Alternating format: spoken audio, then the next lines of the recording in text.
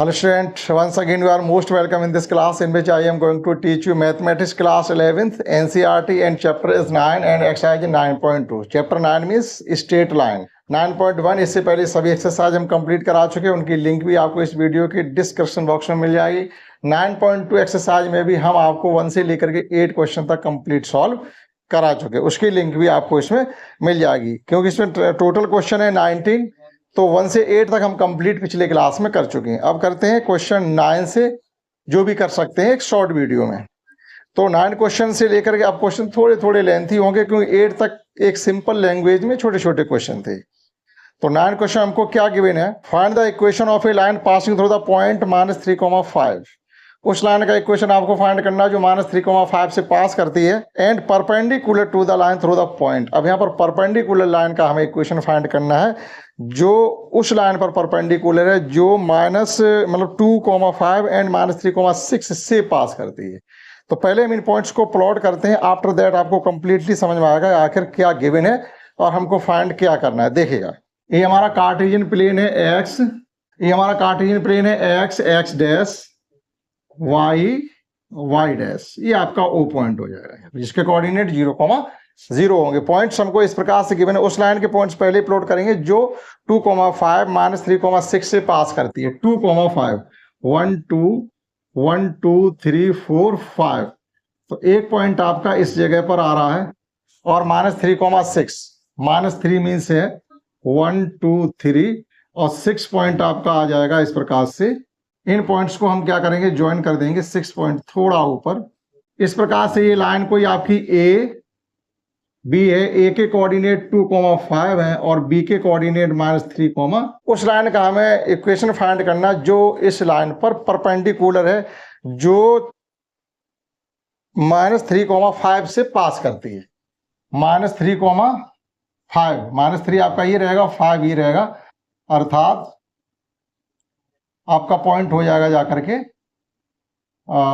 ये -3,5 से पास करती है और ये लाइन इस पर परपेंडिकुलर है एक तरीके से। -3,5 से पास करती जब जाती है तो ये आपकी इस लाइन पर परपेंडिकुलर है, -3,5 ए, यहां पर ये 90 डिग्री के एंगल पर होगी। क्लियर, ये हमको गिवन है।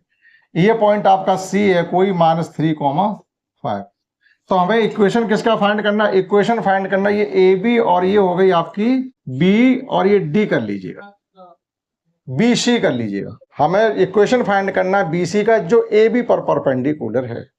तो स्लोप फाइंड करेंगे हम ए बी लाइन का, स्लोप फाइंड हो जाएगा, लेकिन परपेंडिकुलर लाइन की जो स्लोप होता है वो आपने मतलब स्टार्टिंग हमने सिखाया था, अगर कोई दो लाइन पैरेलल है उनका स्लोप होता है m1 = m2 और परपेंडिकुलर लाइन के लिए होता है slope of line 1 into slope of line 2 = -1। ठीक करते हैं, देखिएगा ना, slope of a line which pass through A and B, A B से होकर जाने वाली लाइन का स्लोप। तो स्लोप के लिए हम लिखेंगे m = y2 - y1 upon x2 - x1। y2 - y1 means 6 - 5, x2 - x1 means -5, that is ये हो गया आपका -1/5। ये लाइन ए बी का स्लोप है, लेकिन अब हमको इसी स्लोप से को हम कन्वर्ट करेंगे परपेंडिकुलर लाइन के स्लोप में। Slope of A perpendicular line means -1/m, क्योंकि दोनों लाइनों के स्लोप, अगर दो लाइन एक दूसरे पर परपेंडिकुलर है तो एक लाइन का स्लोप इंटू सेकेंड लाइन का स्लोप = -1 होता है। अब परपेंडिकुलर लाइन का अगर आपको स्लोप फाइंड करना है तो m2 = हो जाएगा -1/m। अब यहां से अगर हमको इसी स्लोप को परपेंडिकुलर लाइन का स्लोप कन्वर्ट करना है तो ये हो जाएगा माइनस, इसका रेसिप्रोकल लगे दैट इज माइनस प्लस हो जाएगा 5। Now slope of perpendicular line, perpendicular line का स्लोप होता है 1/m। अब जब 1/m की कंडीशन में इस वैल्यू को रखोगे तो फाइनली आपका आ जाएगा 5। ठीक, now equation of line BC, now equation of perpendicular line BC means y - y1 = m x - x1, यानी पॉइंट स्लोप फॉर्म वाला आप रिलेशन लगा देंगे। ठीक, तो y - y1 मीन्स ये आपके x1 y1 की वैल्यू है, लाइन यहां से पास कर रही है। ठीक, ये x1 y1 रहेगा और वो पॉइंट a और b है, ये स्लोप फाइंड करने के लिए काम में आएंगे। तो y1 की वैल्यू है 5, m की वैल्यू भी 5 है, और x m की जगह हम ये रखेंगे, मान ये जो हमने परपेंडिकुलर लाइन का स्लोप निकाला 5, x माइनस x1 मीन्स हो जाएगा प्लस का 3, केवल सॉल्व कर लीजिएगा। y minus 5 is equal to 5x plus 15 means 5x minus y plus 20 is equal to 0. This is the required equation of a perpendicular line which is perpendicular to line AB. आप match कर सकते हैं। समझते हैं next question 10. And in next question 10 we have given that this is a lengthy question. ठीक same में करेंगे, 9 and 10 same है, लेकिन 10 में आपका एक स्टेप, जैसे यहाँ पर 9 में हमको गिवन था लाइन आपके -3,5 से पास करती है, वो पॉइंट आपके क्वेश्चन 10 में गिवन नहीं है। वो पॉइंट भी आपको फाइंड करना पड़ेगा। केवल इतना गिवन है, जो पॉइंट गिवन है तो वहाँ से स्लोप तो फाइंड कर लेंगे, परपेंडिकुलर लाइन का भी स्लोप फाइंड करेंगे, लेकिन वो लाइन पास कहाँ से करेंगे? x1 y1 की वैल्यू हमारे पास नहीं है, उसके लिए हमें थोड़ी इसमें वर्क करना पड़ेगा। देखिएगा क्वेश्चन 10 में क्या गिवन है, a line perpendicular to the line segment joining the point 1, 0 and 2, 3। इन पॉइंट्स को ज्वाइन करने वाली लाइन पर एक लाइन परपेंडिकुलर है जिसका हमें पॉइंट इक्वेशन फाइंड करना है। What divide in the ratio, और वहाँ परपेंडिकुलर था, लेकिन ये लाइन जिसका हमें इक्वेशन फाइंड करना है वो लाइन इसको डिवाइड करती है।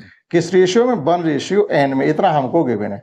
जब डिवीजन पॉइंट हमको मालूम है तो आपके मतलब रेशियो मालूम है तो डिवीजन पॉइंट हम फाइंड कर सकते हैं। अगर डिवीजन पॉइंट मालूम होते तो हम रेशियो फाइंड कर सकते थे। ठीक, तो रेशियो हमको गिवन है 1:n रेशियो में कोई लाइन एक दूसरी लाइन को डिवाइड करती है जो 1, 0 और 2, 3 से होकर के जाती है। देखिएगा किस प्रकार से। क्वेश्चन 10 है हमारा, ये हमारी लाइन सेगमेंट है। एक पॉइंट है हमारे पास 1, 0 और दूसरा पॉइंट है 2, 3। 1, 0 मीन्स आपका ये पॉइंट रहेगा और 2, 3 मीन्स एक पॉइंट ही रहेगा। इन दोनों पॉइंट्स को ज्वाइन करने वाली लाइन, ये पॉइंट ए मान लिया हमने 1, 0 और ये पॉइंट बी कंसीडर कर लिया हमने 2, 3। इस लाइन को एक सेकेंड लाइन डिवाइड करती है परपेंडिकुलर बेस पर, परपेंडिकुलर होती हुई डिवाइड करती है। वो इधर से भी आ सकती है, इधर से भी आ सकती है, कहीं से भी आप एक लाइन इस पर ड्रॉ कर सकते हैं जो इस पर परपेंडिकुलर है और जो 1:n के रेशियो में इसको डिवाइड करती है। बाइसेक्ट नहीं करती, 1:n के रेशियो में डिवाइड करती है। तो ये पॉइंट हमारा सी है। हम ये कंसीडर कर लें सी पॉइंट के जो कोऑर्डिनेट है x, y है। भाई कोई पॉइंट भी तो होगा जहां पर ये इसको डिवाइड करती हो, तो x y ही हमें फाइंड करना है। क्वेश्चन 9 में ये पॉइंट आपको गिवन थे। क्लियर? तो देखिएगा डिवीजन हमें रेशियो पता है, तो पहले स्लोप फाइंड कर लीजिएगा। पहले स्लोप फाइंड कर, slope of line A B, slope of line A B line का slope m is equal to आपका हो जाएगा y2 minus y1 upon x2 minus x1। y2 minus y1 means 3 - 0 means 3 और 2 - 1 means 1, that is आपका आ गया 3। ना slope of perpendicular line, क्योंकि उसकी हमें जरूरत पड़ेगी। Again slope of perpendicular line, perpendicular line का स्लोप होता है -1 अपॉन m, दैट ये हो जाएगा -1/3। जो भी स्लोप आपने फाइंड किया था उसका रेसिप्रोकल करेंगे साइन चेंज करते हुए। ये आ गया। Now let the coordinate of division point that is C के कोऑर्डिनेट x, y हम कंसीडर कर लेंगे। ठीक, या हम ये लिखेंगे यहां आपका c और ये d मान लीजिएगा। Let line C D divide AB at C. Let perpendicular line CD divide AB at C. Now at C in the ratio 1:n. In the ratio 1:n. तो लाइन AB को C and 1:n ratio में divide करती है। तो हमने मान लिया उसके कोऑर्डिनेट x y है, तो x की वैल्यू अगर आपको फाइंड करनी है, इंटरनली डिवीजन एक्सटर्नली डिवीजन दो होते हैं। इंटरनली डिवीजन के लिए क्या है कि लाइन ए बी को सी डी कहीं ए बी के बिटवीन ही कहीं इंटरसेक्ट करेगी। एक्सटर्नली में क्या हो जाएगा, ए बी से बाहर, तो एक्सटर्नली हो जाएगा। तो रिलेशन में प्लस की जगह माइनस हो जाता है। जैसे रिलेशन एक्स के लिए क्या होता है, रिलेशन एक्स के लिए होता है एम, जैसे इधर एम है आपका, एम एन है। जनरल में अगर आप मान, अभी तुम जनरल में रखे तो एम x2 और n x1, m x2 plus N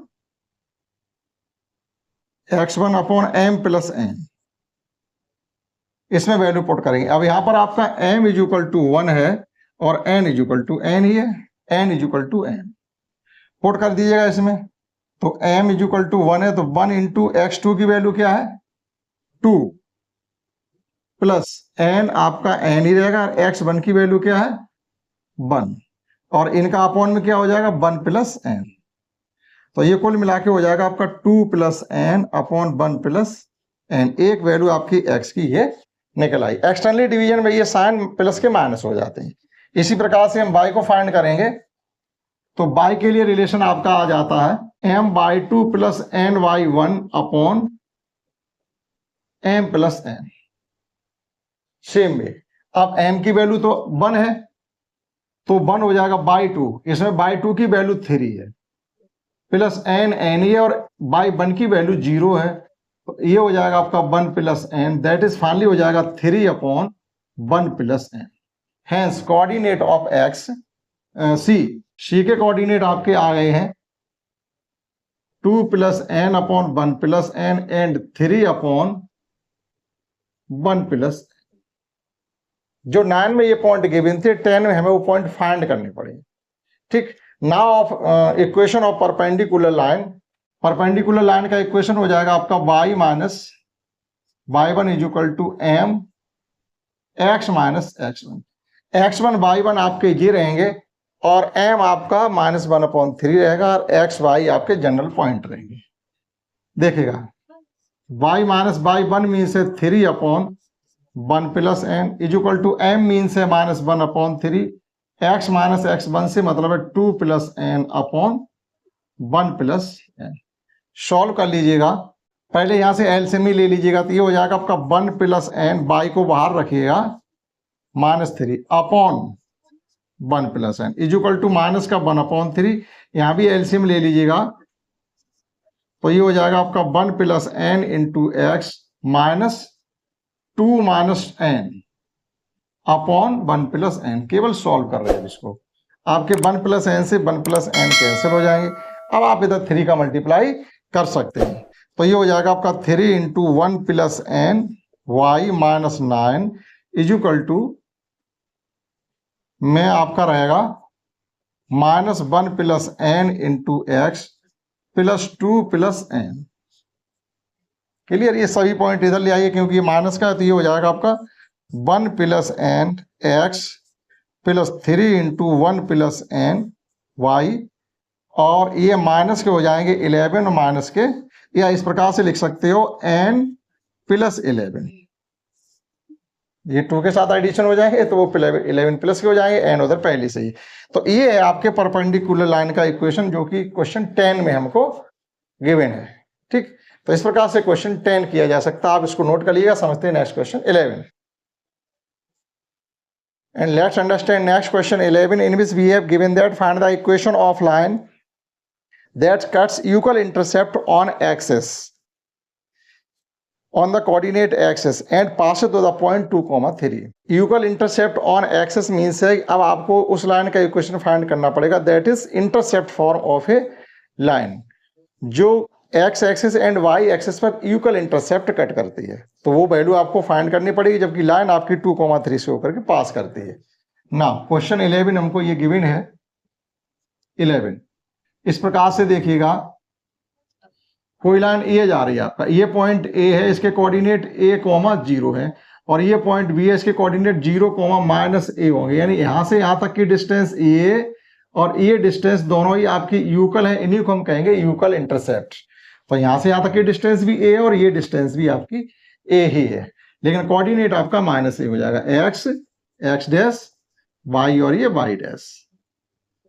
ना intercept form of a line, किसी लाइन की इंटरसेप्ट फॉर्म होती है x upon a plus y upon b is equal to 1, ये जनरल में। But here we have given that a is equal to a, but we have given that a is equal to a, that is it can be written as x upon a plus y upon a is equal to 1, that is it can be written as x plus y is equal to a equation first. This line first passes through 2,3, that is these point will satisfy given equation first। ये line 2,3 से पास करती है, तो ये point इसको satisfied करेंगे, that is ये हो जाएगा आपका 2 + 3 is equal to a। Finally आपका a इज इक्वल टू 5 आ गया। Now putting this value of a in equation first, we get required equation of intercept line. First में जब ये इंपोर्ट करेंगे तो ये हो जाएगा आपका x plus y is equal to 5। इस प्रकार से आप क्वेश्चन 11 को सॉल्व कर सकते हैं, नोट कर सकते हैं। आप समझते हैं next question 12। And let's understand next question 12 in which we have given that same question 11। वहां पर आपको इंटरसेप्ट यूकल गिवन थे, यहाँ पर इंटरसेप्ट का सम 9 है, केवल इतना अंतर है। तो यहाँ पर हमको गिवन है find the equation of a line pass through the point 2,2 and cutting off intercept on the axis whose sum is 9, यानी a plus B is equal to 9 given है, और जिस पॉइंट से होकर के लाइन पास करती है वो पॉइंट के कोऑर्डिनेट आपके 2,2 है। इस प्रकार से आपको इंटरसेप्ट फॉर्म किसी लाइन की लिखनी है। तो इंटरसेप्ट फॉर्म में ये पॉइंट आपका a दैट इज a,0 होता है, और ये पॉइंट b इसके कोऑर्डिनेट 0,b कंसीडर करते हैं। Equation of line A B that is intercept form of a line. Intercept form of a line होता है आपका x upon a plus y upon b is equal to 1, but we have given that a plus b is equal to 1। इसको आप 1 consider कर सकते हैं, but we have given that a plus b is equal to 9, a plus b is equal to 9 and line first passes through 2,2, that is these point will satisfy equation first। Line first 2,2 से होकर जा रही है तो ये point इसको satisfied करेंगे। तो कुल मिला के ये हो जाएगा 2 upon a plus 2 upon b is equal to 1, that is 2 taken out common, ये हो जाएगा 1 upon a plus 1 upon b is equal to 1 and a plus b upon A B is equal to 1 upon 2 भी लिखा जा सकता है, या A plus B is equal to A B upon 2। ये हो गया आपका इक्वेशन सेकेंड। अब आप इक्वेशन ये फर्स्ट इसको सेकेंड कंसीडर करिएगा और इसको थर्ड कंसीडर करिए। अब सेकेंड और थर्ड को आपको सॉल्व करके ए और बी की वैल्यू फाइंड करनी है। उस वैल्यू को जब आप यहाँ पुट कर देंगे वही आपके required equation of intercept line होंगे। Now from equation second and third, first equation से हम ए की वैल्यू अगर फाइंड करना चाहें तो 9 माइनस बी हो जाएगी, और उस 9 माइनस बी को हम सेकेंड में पुट कर देंगे। From second and third, from second and third direct भी लिख सकते हैं और इसको ये भी लिख सकते हैं। ए की जगह हम लिखेंगे 9 minus B plus B is equal to A into, A की जगह लिख रहे हैं 9 minus B into B upon 2। यहाँ पर हमने रख दिया है 9 माइनस बी और ये बी अपनी जगह रहेगा। ए की जगह हमने पुट कर दिया 9 minus B into B upon 2। केवल आप इसको सॉल्व करके बी की वैल्यू फाइंड कर सकती है, बी से बी कैंसिल हो जाएगा। ये हो जाएगा आपका 9 is equal to 9b minus b square upon 2, that is 18 is equal to 9b minus b square. Again it can be written as b square minus 9b plus 18 is equal to 0। This is a quadratic equation in b। सॉल्व करेंगे तो b के 2 value हमको मिल जाएंगे यहाँ से। तो ये हो जाएगा आपका 18 की फैक्टर करने हमको 9 लेके आना, 6 3 जार 18, 6 प्लस 3 9। तो ये हो जाएगा b square minus 6 plus 3 into b plus 18 is equal to 0। B square minus 3b minus 6b minus 3b plus 18 is equal to 0।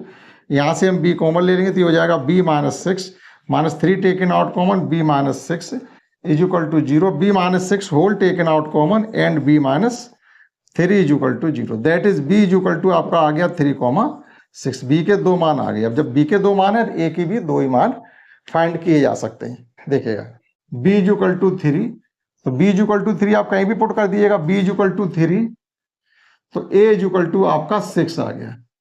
Equation of line हो जाएगा आपका x upon 6 plus y upon 3 is equal to 1।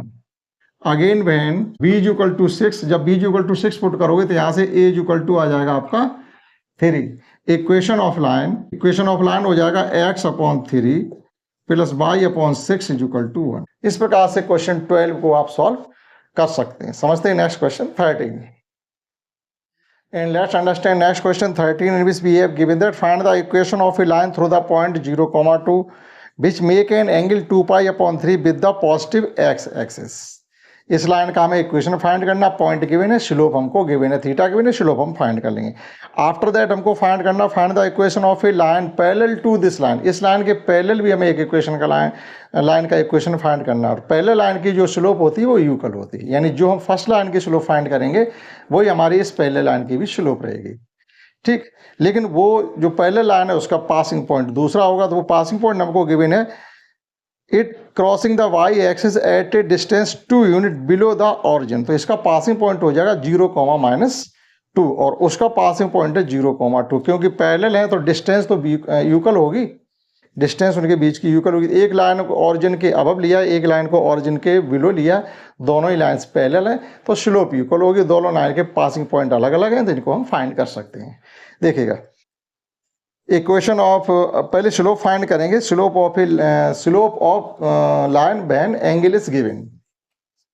तो question 13, slope when theta is given, that is m is equal to होता है आपका tan theta, ये हो जाएगा tan 2π/3। 2π/3 2π/3 मीन्स क्या हो जाएगा, π/3 का मतलब होता है 60 डिग्री। इसका ट्वाइस कर देंगे तो ये हो जाएगा tan 120 डिग्री। इसको फाइंड करेंगे तो ये हो जाएगा आपका tan 90 + 30। tan 90 + 30 मीन्स माइनस का cot 30, cot 30 मीन्स माइनस का √3। ये आपका स्लोप आ गया दोनों ही लाइन के लिए। ना equation of line which pass through 0,2। 0,2 से ऊपर जाने वाली लाइन का इक्वेशन क्या हो जाएगा, y1 is equal to m x minus x1। तो y माइनस y1 की वैल्यू है 2 is equal to m means है माइनस का √3 और x माइनस x1 की वैल्यू है 0। तो ये हो जाएगा y minus 2 is equal to minus का √3 x, that is y is equal to, equation लिखना चाहो तो ये x को इधर ले आइएगा तो ये हो जाएगा आपका √3x plus y minus 2 is equal to 0। Again equation of line which pass through which parallel to the line first. तो उसका भी स्लोप फाइंड करना पड़ेगा। तो हम यहाँ पर ये लिखेंगे, slope of line first parallel lines will be equal, that is जो m1 इसके लिए है वही लाइन पैरेलल के लिए m2 का काम करेगा, that is m1 is equal to m2। Now slope of line second which parallel to line first. Slope of line which parallel to the line first, that is m2 is equal to minus √3. Since slope of two parallel lines will be equal, आप इतना यहाँ mention कर सकते हैं, ठीक। slope of parallel lines will be equal. Now equation of parallel line which passes through 0,-2. Complete point हमने यहाँ पर मेंशन की है। Now equation of line which parallel to the line first and which pass through the point 0,-2। Equation आपका वही रहेगा, y minus y1 की value रहेगी -2 मीन्स हो जाएगा +2, m मीन्स आपका वही रहेगा माइनस का √3 और x माइनस x1 की वैल्यू यहाँ पर भी 0 है। केवल आपके x और y के कोएफिशिएंट पैरेलल लाइन के सेम रहते हैं, केवल ये जो आपका C पॉइंट होता है वो चेंज हो जाता है। तो देखिएगा वही आपका चेंज होकर यहाँ निकलेगा जा करके, तो y + 2 is equal to -3√x। It can be written as √3x + y + 2 × 0। यहाँ पर देखिएगा माइनस का 2 है, ये प्लस का 2 है। परपेंडिकुलर लाइन में x और y के कोएफिशिएंट भी चेंज होंगे और साइन भी चेंज होगा। अगर इसी लाइन का हमसे परपेंडिकुलर लाइन का इक्वेशन पूछा जाता तो ये हो जाता आपका x minus √3y, x y के कोएफिशिएंट चेंज हो जाते, साइन चेंज हो जाता। तो ये था क्वेश्चन 13 तक। इस प्रकार से क्वेश्चन 13 को किया जा सकता है। तो इस क्लास में हमने सीखे क्वेश्चन 9, 10, 11, 12 एंड 13, ठीक। जो रिमेनिंग क्वेश्चन है वो हम लोग नेक्स्ट क्लास में कंप्लीटली करेंगे। इस क्लास में इतना ही, दैट्स ऑल।